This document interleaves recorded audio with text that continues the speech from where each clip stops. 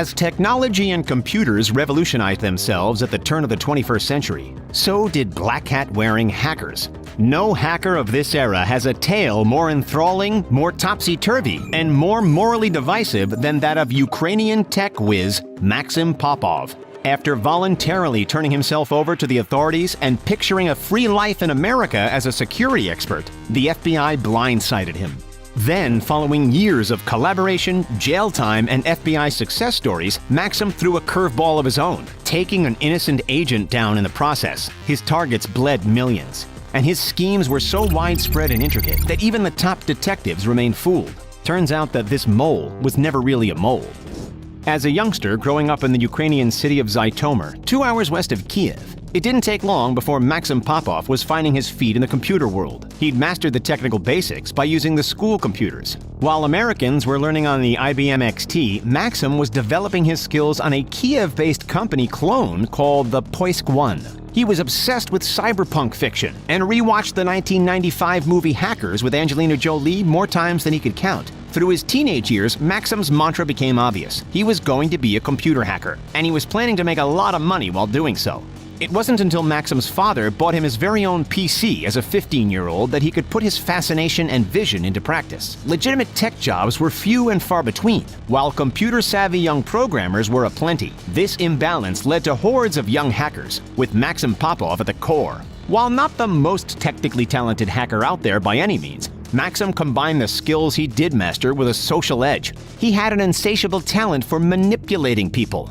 His first target? Stolen credit card numbers. He would call up American cell phone and computer retailers, put on a near-perfect accent, and then direct the companies to cash out the accounts directly to him.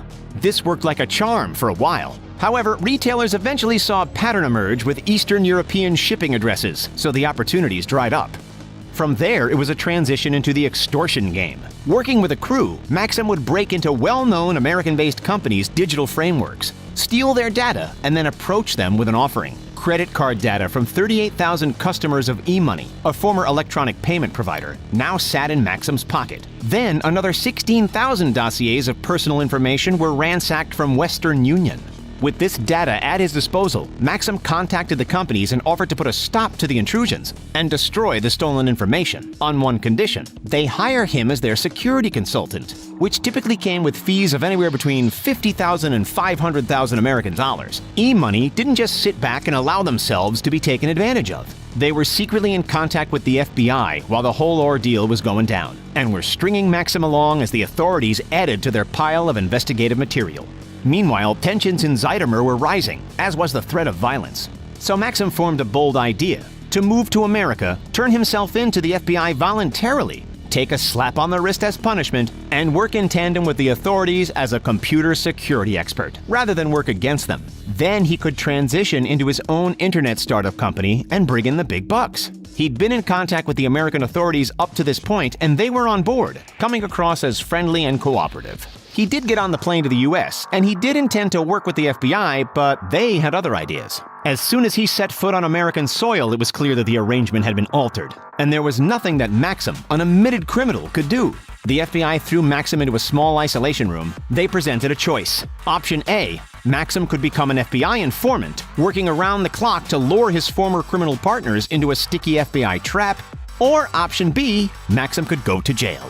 Without much wiggle room, he cooperated with the FBI over the next 24 hours in a test environment. They instructed him to talk to his friends in Russian online chat rooms while the FBI monitored every message. However, Max was only pretending to cooperate. In reality, he was interweaving Russian colloquialisms into his messages to warn his associates that he was now an American government mole. 3 months later, the translations made their way onto the desks of the FBI agents, who quickly realized that they, this time, had been played for fools. Maxim was taken out of his safe house and thrown into a small county jail to face charges for his past cybercrimes. While all of this was taking place, computer hacking in the wider world was only increasing. The volume of spam and phishing emails was increasing. Credit card fraud was escalating. 2001 served as a key turning point with the debut of a hacking website called Carter Planet. Not only was this ominous underground property a thieves' paradise for buying and selling stolen credit card numbers, passwords, bank account details, and identities, And as this site gained notoriety, it caught the eye of an up-and-coming FBI computer crimes agent from the Santa Ana, California office, Ernest E.J. Hilbert. Agent Hilbert was well aware that having a native Russian speaker and experienced cyber thief on his side could be the masterstroke that could unravel this entire website and bring in far more seasoned cybercriminals. So in order to sway Popov to join FBI's so-called intelligence-gathering mission, Hilbert needed to do two things. One, assure him that this time the FBI was not intending for Popov to rat on his friends. And two, he needed to stroke Popov's ego, saying things like, "I truly respect your skill set." Those factors was enough to get the Ukrainian on board. As much as Maxim detested the idea of working for the FBI, it was a sight for sore eyes compared to the inside of a jail cell. Every day, Hilbert and another agent would collect Popov, keep him shackled and handcuffed as they led him to their car, and then drove to a nearby office building decked out with desks and a handful of Windows computers and a Cyrillic keyboard. This routine soon became known as Operation Ant City, during which Popov, who now had a new digital identity, would hang out in underground European chat rooms and post about Carter Planet. In the eyes of the digital underworld, this guy was a big-time Ukrainian scammer who wanted nothing more than stolen credit cards and lots of them. Popov's first scalp was a mysterious Ukrainian hacker known only as Script. The pair spoke online, eventually agreeing on a deal. This mystery hacker named Dennis Pinhouse, who was actually Maxim Popov working with the FBI, would buy $400 worth of stolen credit card numbers from Script, and Script would send them to California. But by mailing the contraband out of the Ukraine onto U.S. soil, Script committed a federal crime in U.S. jurisdiction, which helped persuade Ukrainian police to arrest him. In February of 2003, Data Processing International, or DPI for short, was hacked, leaving the information of 8 million credit cards exposed. As Popov searched for answers into the DPI hacking, he came across a 21-year-old Russian student called RES. RES claimed that he knew the three hackers responsible and was willing to negotiate a deal. So Popov kept digging. He offered to buy all 8 million cards for $200,000. However, up until this point, he'd only made small purchases, and RES didn't believe for a second that Popov actually had $200,000 in his bank account. Fortunately, Agent Hilbert came up with a solution. He, Popov, and an entourage of FBI agents were shuttled to a nearby bank that had agreed to cooperate with the scheme. In a hidden back room, bank staff brought out $200,000 in $100 bills from the vault and placed it on a table. With cameras rolling, Popov rifled through the wads of cash and explained in phrases in Russian which translated into things like, "Look, I'm showing you the dough and I'm showing it to you at point-blank range." The video worked like a charm. Popov knew that all Eastern European hackers really wanted was a job.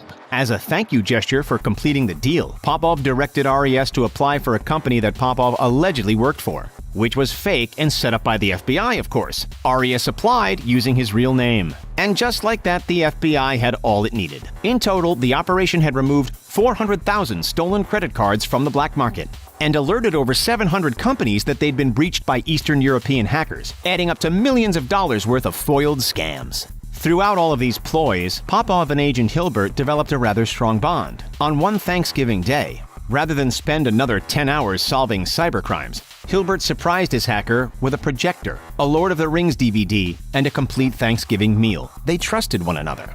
After 8 months behind bars and working on Operation Ant City, Popov was released. The FBI rented him a place on the beach in Santa Ana, but he couldn't adjust to life in suburban California. So a judge granted him permission to visit Ukraine, provided that he returned to California shortly after to serve out the remainder of his supervised release. Agent Hilbert drove Popov to the airport and said goodbye, knowing full well that he wouldn't see the cunning hacker again. Taking advantage of the strong relationship that the pair had formed, Popov began feeding Hilbert a steady stream of tips on the basis of good faith while back in Ukraine. One of these tips led Hilbert to a Russian hacker gang called X.25. This group had hacked companies like AT&T, but also hacked the FBI itself. Thanks to Popov's help, Agent Hilbert had found the man responsible, an engineering student in St. Petersburg named Leonid Idol Sokolov. Hilbert got Sokolov to admit the wrongdoings, but then it fell apart in an instant. In reality, these good faith tips were part of a larger plan, a black hat plan. Popov was working together with X.25 and Sokolov. X.25 would hack, and then Maxim would come in and save the day, for a hefty fee at the company's expense, of course. all while throwing around the FBI agent Hilbert's name as someone who could vouch for his credibility. In essence, Popov was now sabotaging the FBI from the inside. For the AT&T job alone, Maxim Popov was asking for $150,000. Back in the U.S., Hilbert was under investigation on suspicion of conspiracy, fraud against the government, and leaking confidential law enforcement information. At the end of this roller coaster, Maxim Popov still views Hilbert as a friend, saying, quote, "He was the only friend I had. I'm still a black hat, and I never changed. But who cares? I still love him." End quote. Can you ever trust a criminal? Share your thoughts down in the comments.